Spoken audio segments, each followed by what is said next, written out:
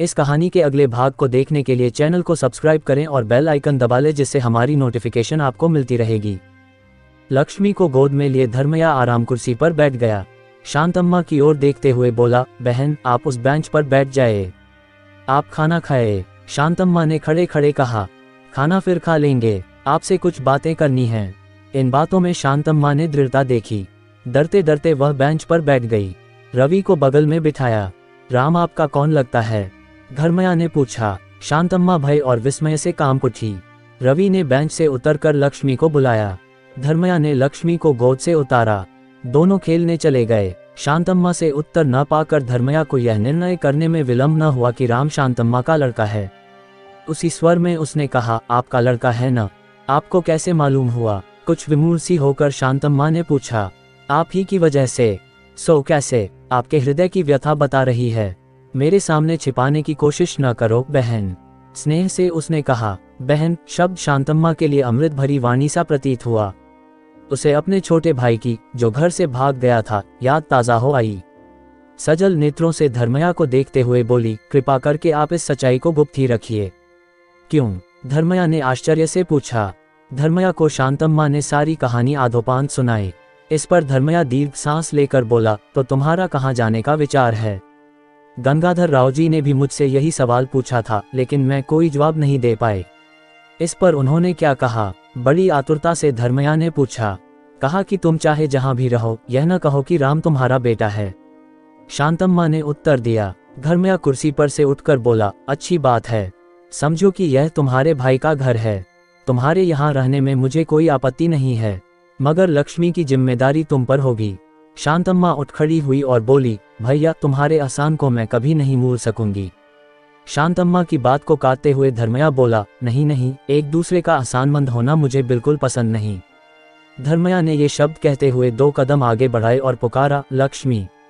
बच्चे दोनों दोस्त बन गए थे। लक्ष्मी और रवि रसोई में से खेल छोड़कर भाग आए। छी छी, यह क्या है बेटी? लक्ष्मी के शरीर पर से मेल पहुंचते हुए धर्मया ने उसे अपनी गोद में ले लिया। उस लड़की ने अपनी उंगली से रवि को अपराधी ठहराते हुए फरियाद की। इसके बाद सबने खाना बांटकर खा लिया। धर्मया से रसोई की सामग्री लेकर शांतम्मा रात के भोजन की तैयारी में लग गई। धर्मया का शांतम्मा को अपने घर में इतनी जल्दी स्थान देना उसे आश्चर्यजनक सा लगा, लेकिन धर्मया की मनोदशा से वह परिचित हो गई थी। अलावा इसके धर्मया के वंश और रिश्तेदारों के परिचय के बाद शांतम्मा को मालूम हुआ कि धर्मया उसका निकट का रिश्तेदार है। इसलिए शांतम्मा बड़ी तृप्ति का अनुभव करने लगी। धर्मया लक्ष्मी के भविष्य को सुंदर बनाना चाहता था। उसे इस बात का आनंद हुआ कि सच्चे चरित्र वाली शांतम्मा की देखरेख में लक्ष्मी का पालन पोषण होगा। दिन निकलते जा रहे हैं। धर्मया के घर में शांतम्मा की जिंदगी बड़ी शांति से बीतने लगी। धर्मया का कर्मपथ शांतम्मा को आदर्शमय प्रतीत हुआ, इसलिए क्रमशः शांतम्मा के मन में धर्मया के प्रति श्रद्धा बढ़ती गई। समय के मूल्य से परिचित धर्मया नियमित रूप से स्नान, ध्यान, पूजा पाठ व संध्यावंदन करता था।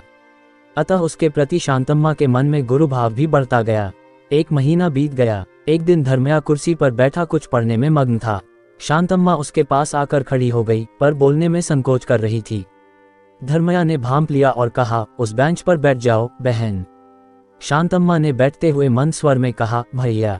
किताब बंद करके धर्मया ने प्रश्न भरी दृष्टि से उसकी ओर देखा। ये 50 रुपये अपने पास रखिए।